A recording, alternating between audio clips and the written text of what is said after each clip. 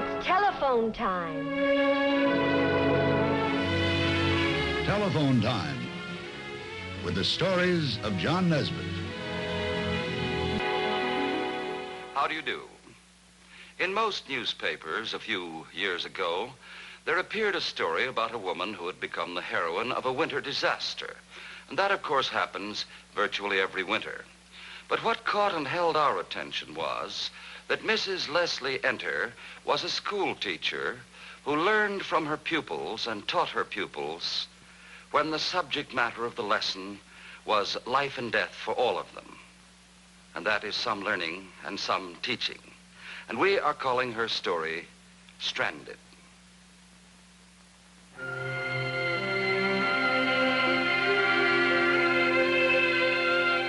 The day began like many winter days in Minnesota. It was cold, which was not unusual. It was windy, and that also was not unusual. A little snow began to fall. So the school day in Rural School, District 46, began as usual.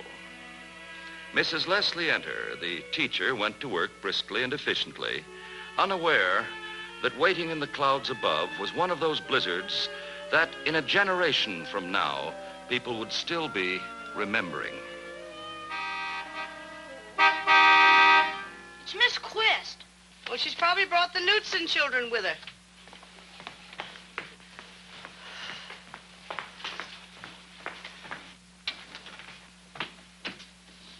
I'll be right there. Jimmy, will you please turn up the heat? We're gonna have school. We're going to have school. Turn it up to 70.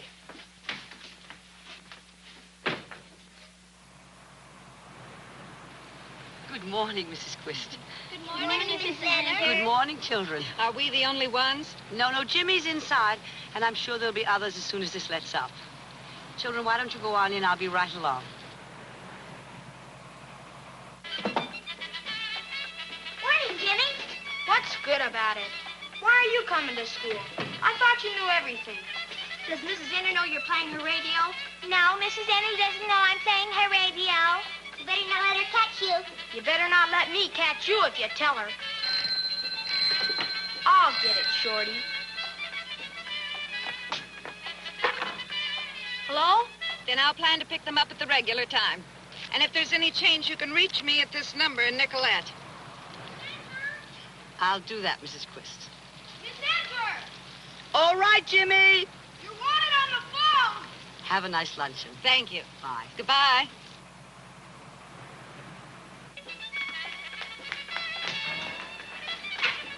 Jimmy, turn off that radio. Me? Turn it off and leave it off. Hello. Oh, hello, Ella. How are you this morning? Yes, we just got here. Oh, just a minute, Ella. This isn't recess time. You must do some work. And you too, Jimmy. Yes, Miss Enter. Excuse me, Ella. Well, there are only 5 of us so far. Why, what's the matter? Well, a lot of parents have been calling this morning to find out if there was to be school. They couldn't reach you, and I guess the storm had them worried. Well, we just got here and everyone's all right. Just a minute.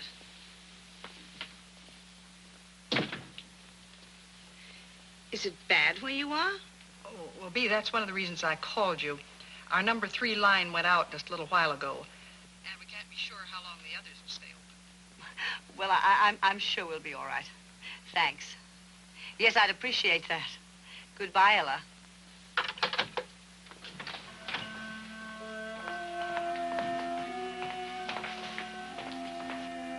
A storm was coming up. But the schoolroom was pleasantly warm by now, and there was the usual work to be done.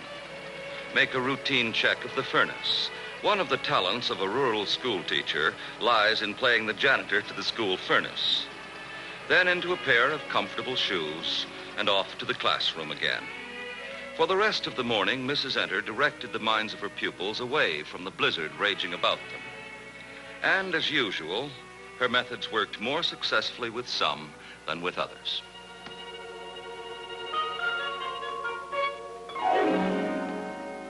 By the time lunch was over, however, she could no longer ignore the fact that the storm outside was rising beyond the usual snows of a Minnesota winter, and her thoughts went to making provisions for what might be a long day's siege.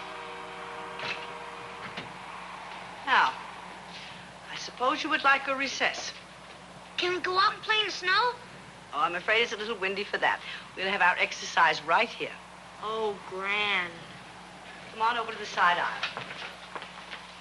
We'll do toe touches. I'll count. Now, everybody together. 1. Keep your legs stiff. 2. No bending of the knees. 3. 4. 5. 6.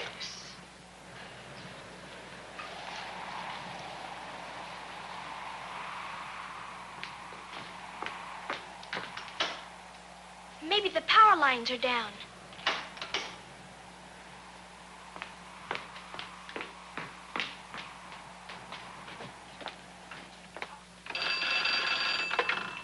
Hello?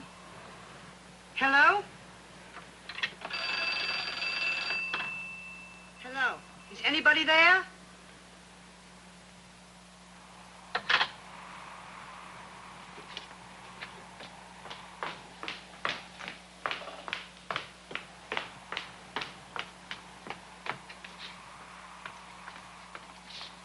Has the furnace gone out too? Yes, it has. Somebody's knocking at the door. That's just the wind, sweetheart. Only the wind.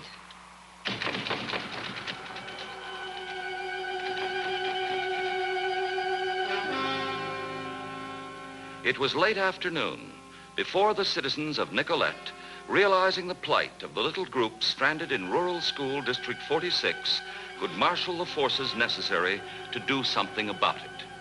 There's your road, Lieutenant. 9 miles of dirt. What about the bridge? We hope it'll hold. I don't know. That plow's heavy. If we pass there, we're all right.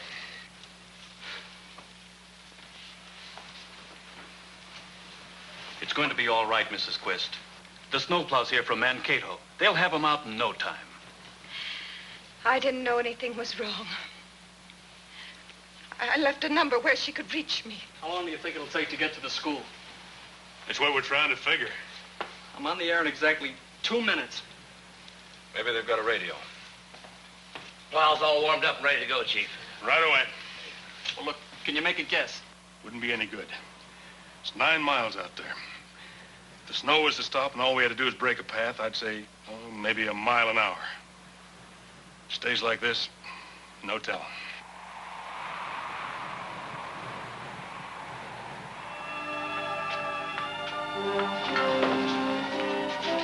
Now, we'll put these plants in the furnace room. Jimmy, will you get me a candle and some paper? There.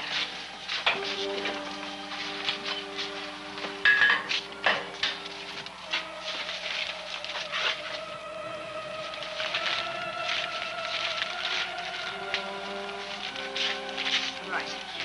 And you three, bring me some books.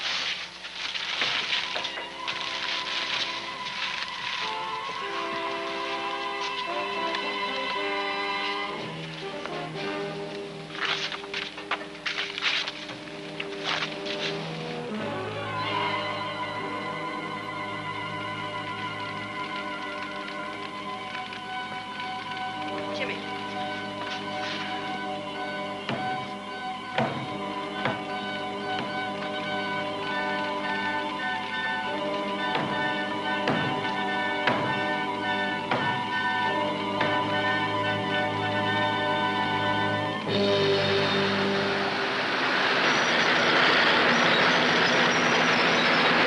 Mrs. Beatrice, enter. If you or any others in the schoolhouse are listening, help is on the way. A snowplow has started up north along the Gaylord-Nicollet Road.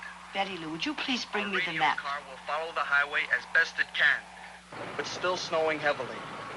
No sign of relief. And for that reason, no accurate estimate can be made as to how long it will take the rescue party to reach the school, which is just a shade over 9 miles from this point. If you are listening, Mrs. Enter, and everybody concerned, you told me to get more we'll keep wood. you posted on every new development in this rescue attempt.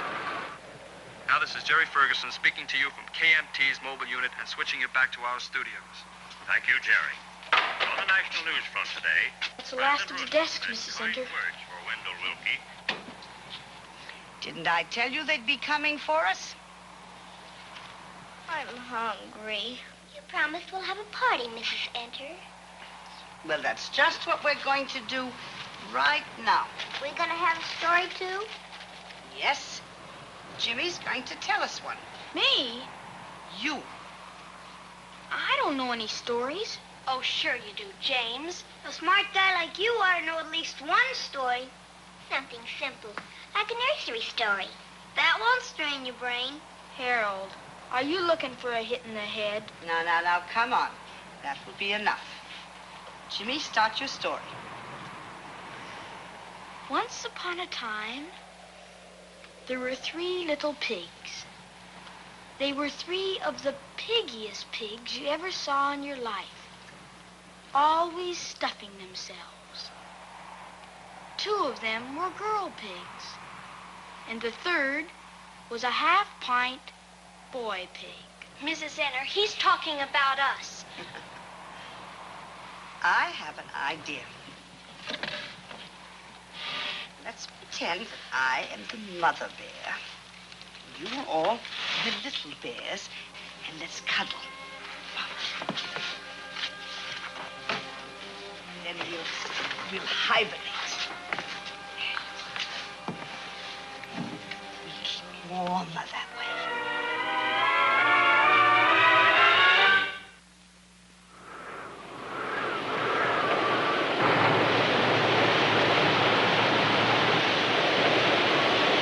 It has been 5 hours now.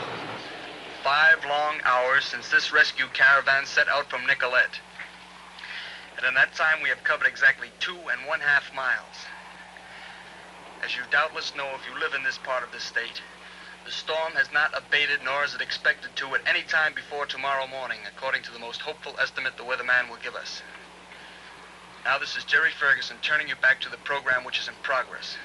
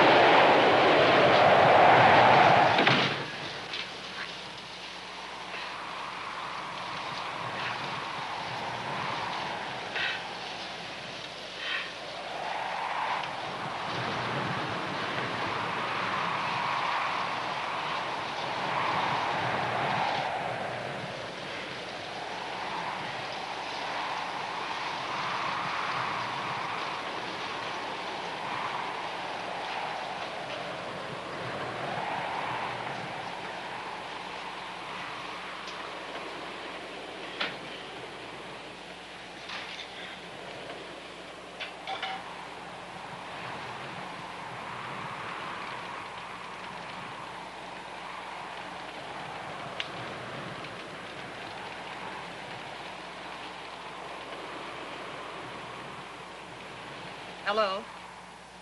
Hello? Hello? Oh, yes. No, Miss Quist, I'm sorry, that line's still down. But they're working on it, so don't you worry.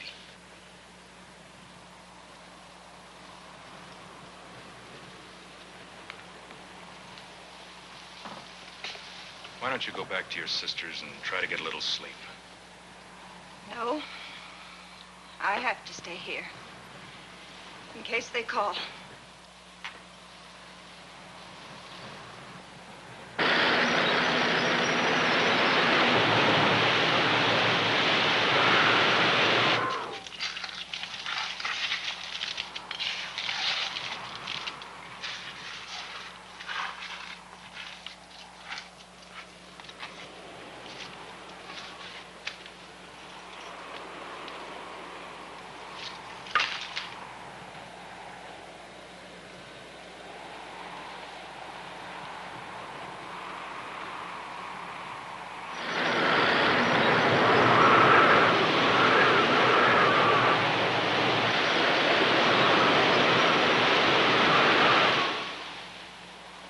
What time is it?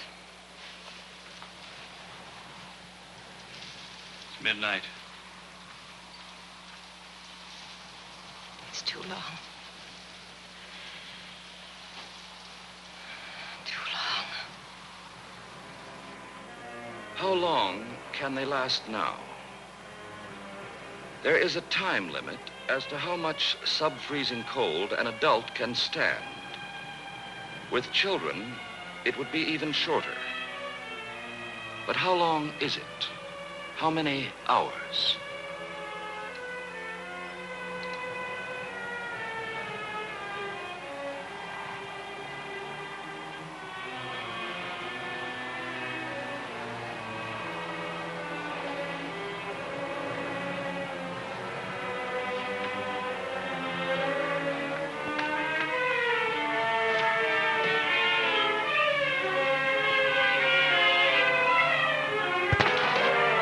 Children, wake up. Children, children, wake up. Wake up. I have to talk to you. Is it still night? Yes, but you've all got to help me. We have a problem to work out. Now, all go and stand over by the blackboard. Go on. By the blackboard, that's right. You see, this is a problem very important to all of us. I was having a dream. I was warm. Now, a little while ago, while you were all asleep, I heard the latest report on the radio.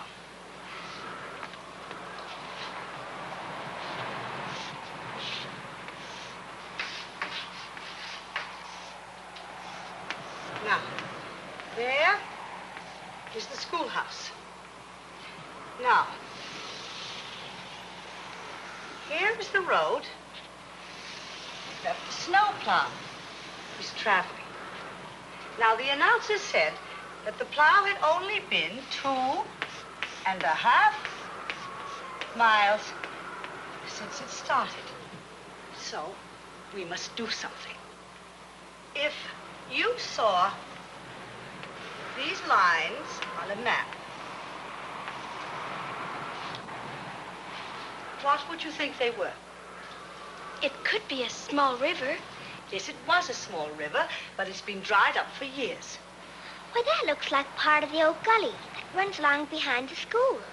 Well, that's exactly what it is. Now, if we were to walk through this gully west for 3/4 of a mile, where would that lead us? Well, we'd come to Sandy Creek Bridge. That is right. Where the highway passes over it.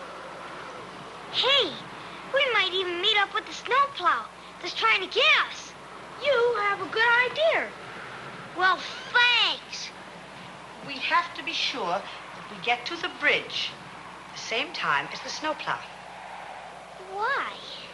Because if we get there too soon, we'll have to wait in the cold.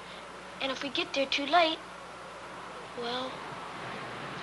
That's right, Jimmy.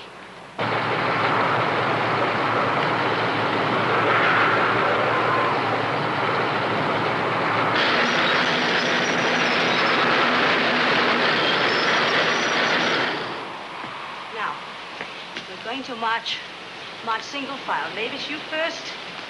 Harold, that's right. Jimmy, you go last. Now, each of you take the hand of the person in front of you. Now, remember, no loitering or stopping to rest, no matter how tired you get.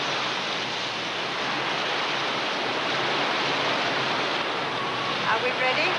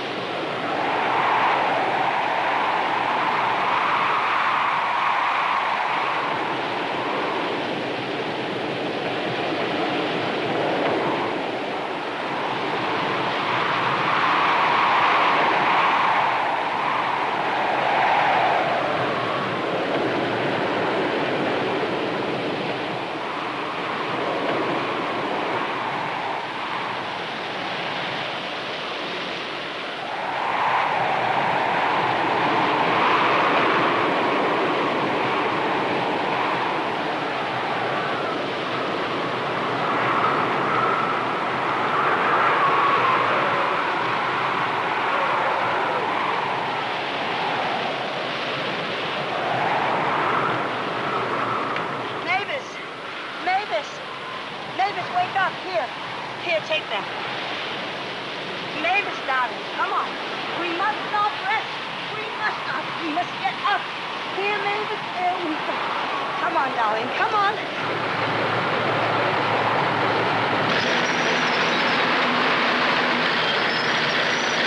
Now, come on. We'll do piggyback. Hang on to my coat. And away we go. Away!